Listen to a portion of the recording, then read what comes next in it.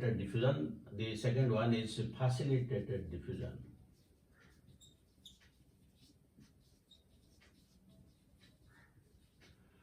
Now, what is the difference between simple diffusion and facilitated diffusion?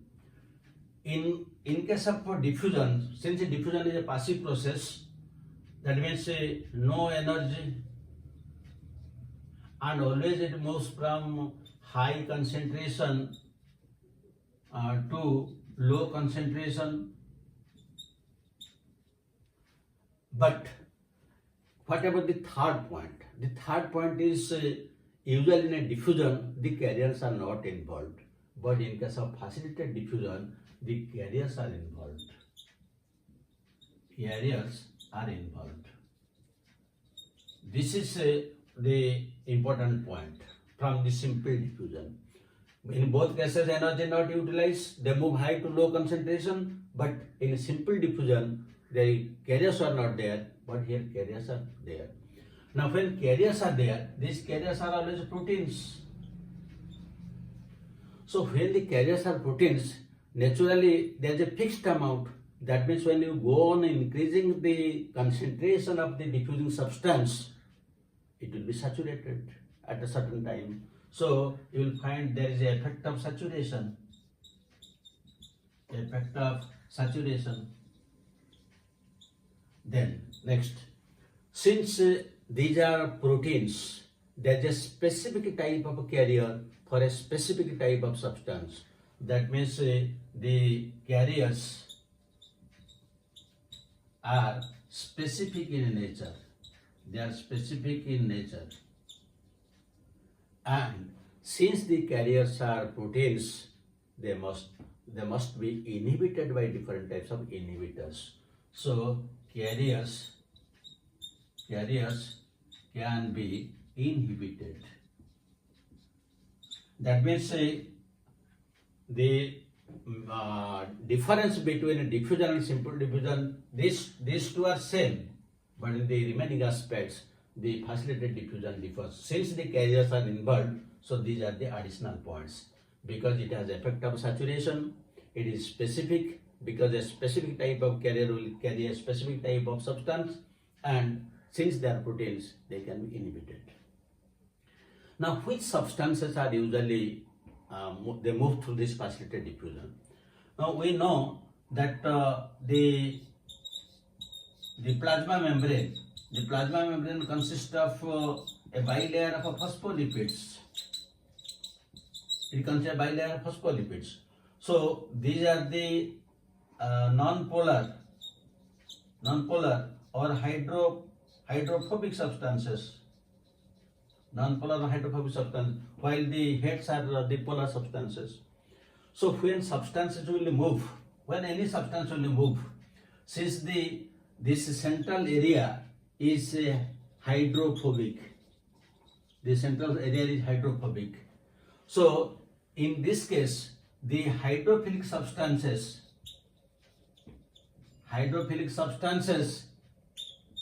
cannot move so easily because the layer is hydrophobic.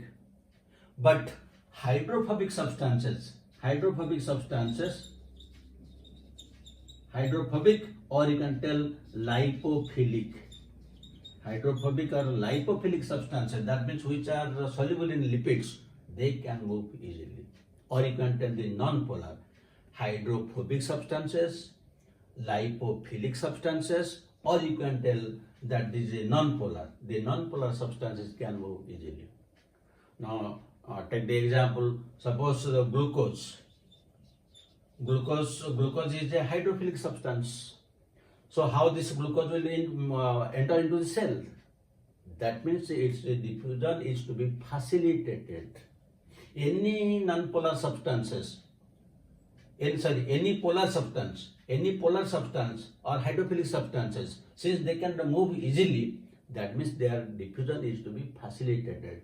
That means all hydrophilic substances, all hydrophilic or polar substances, or polar or hydrophilic substances are to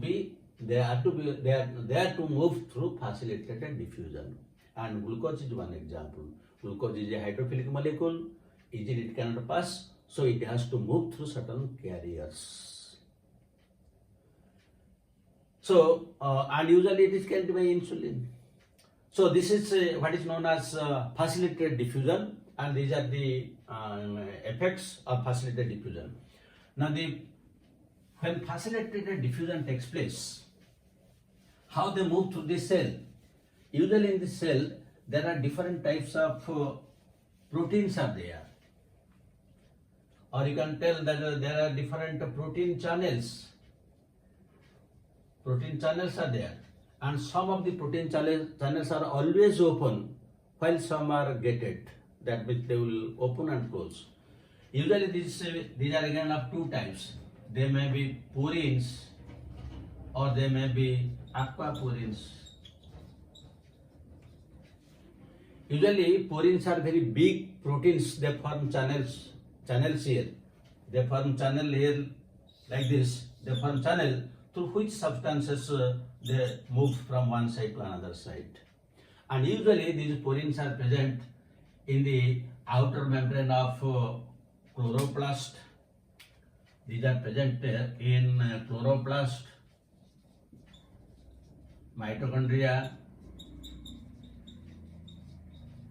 and also in bacteria.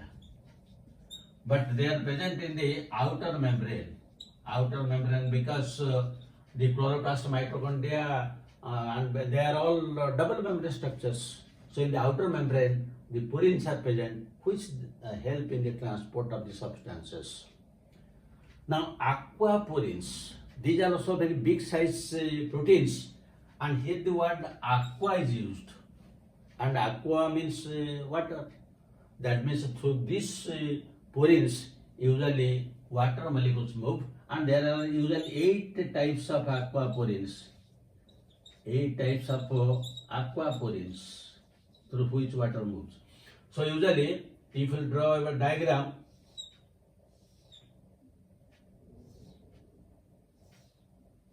now if this is the type of porins through which the substances move, they move from outside to inside. These are the porins. Then the aquaporins, they are like this. This is the cell membrane, and the different substances, they move through this from outside, they move inside. Aquaporins.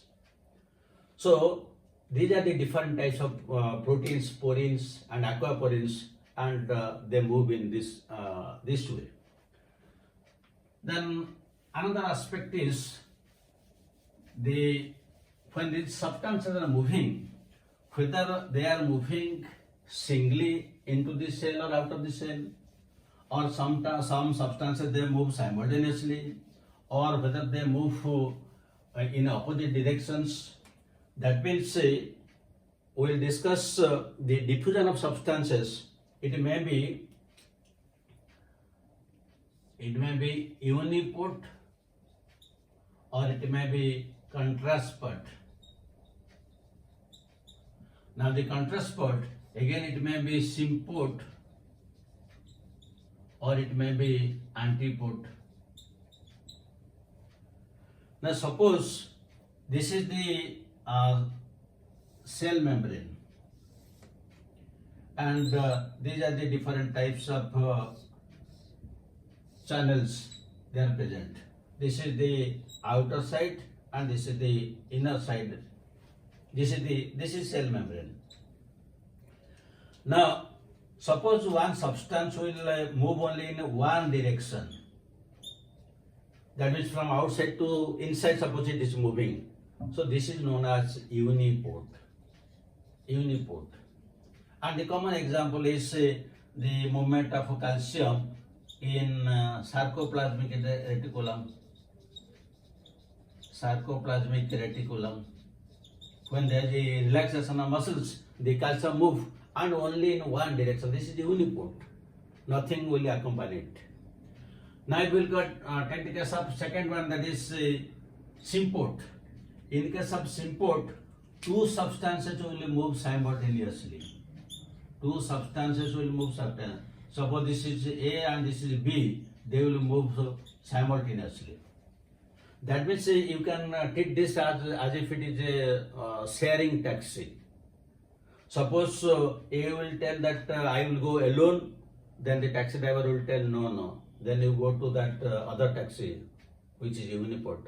I will carry you only when another passenger will come, and I will carry you both. I cannot carry single passenger, so for single you have to go to uniport. Because it's just sharing. So when two substances are moving, the common example is you can take the sodium and calcium, they move simultaneously. Both will move simultaneously, not one after another. Simultaneously they will move. While in case of antiport, if one substance is coming inside, suppose A is coming inside, then B is going outside. They are moving in opposite direction, but simultaneously. Suppose the A is coming inside, then B is going outside. Simultaneously they are coming in and going out. Not that one will come first, then the other will. Simultaneously they will move. So this is commonly seen in the sodium-potassium pump. Suppose potassium is coming inside, then sodium is going out. That is sodium-potassium. For expenditure of one molecule of ATP, you let them move like this. So this is known as uniport, contransport, which includes again symport and antiport. Then the final one of this transport, short distance transport, is active transport. In case of active transport, as already we have discussed along with the passive transport, it always requires energy. The active transport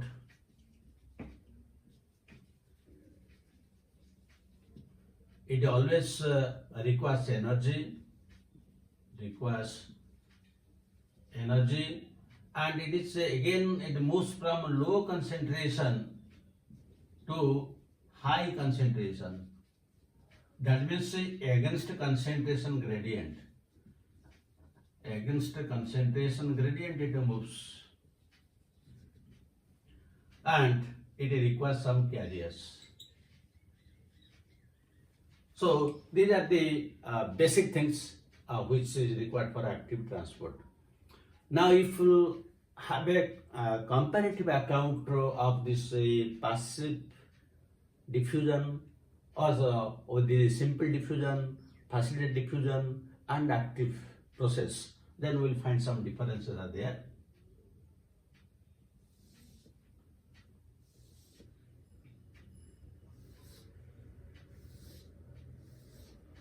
This is a simple diffusion, then facilitated diffusion, then active process. Then here we will discuss the, suppose let us take the carriers. Now the carriers for diffusion, the carriers are not required, but for a facilitated diffusion they are required. I have given tick mark, means it is required, but it is not, carriers are not required here. Then the second one you can take whether it's, they will move from that is we can take the saturation effect. So again you will find there is no saturation effect, but here saturation effect is there, and here also saturation effect is there. Then the selectivity,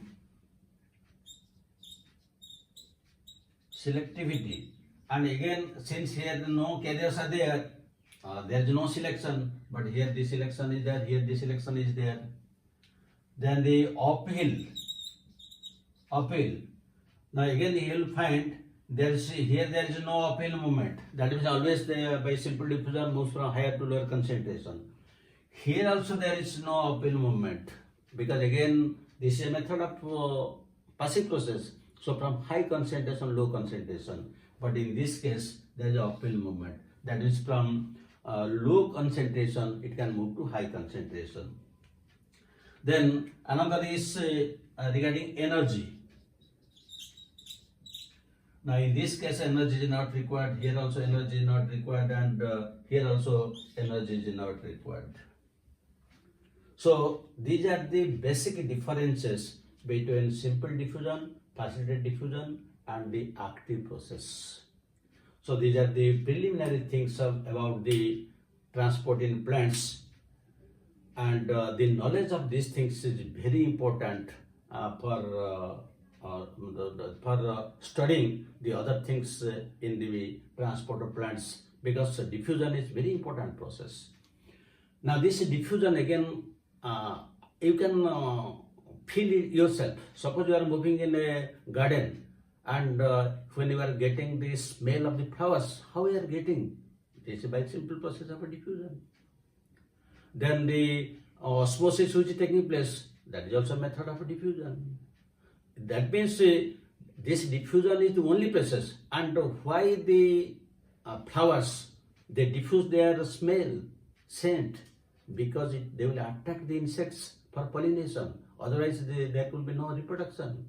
So that is the significance of diffusion. Again, as already we have discussed, during transpiration water vapors are transpired. That is also a process of diffusion. So these are the significance of diffusion. Now let us discuss one question.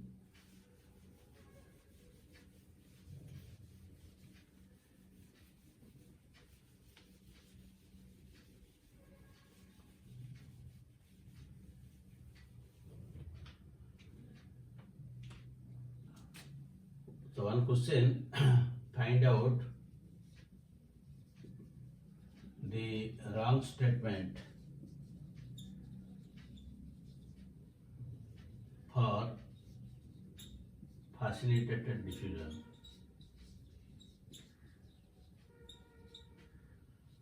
A choice, slow process,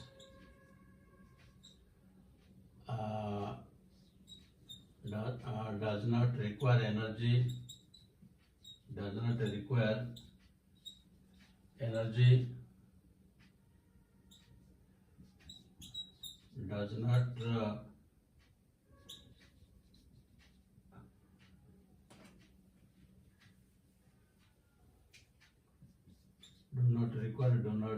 do not require carriers, moves from high to low concentration. Then the second question you can take.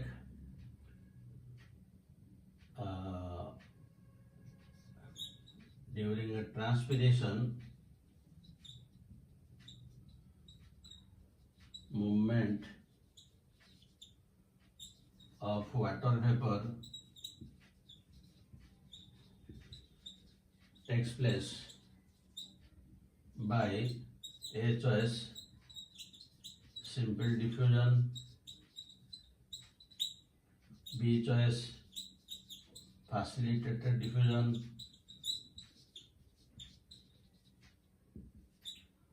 third choice, active process, and D choice, all of the above. So these are the type of questions which are usually asked. These are some of the only model questions. And I hope now your concept regarding diffusion, facilitated diffusion, and active process is very, very clear. Thank you very much for watching the video. God bless you. Have a good day.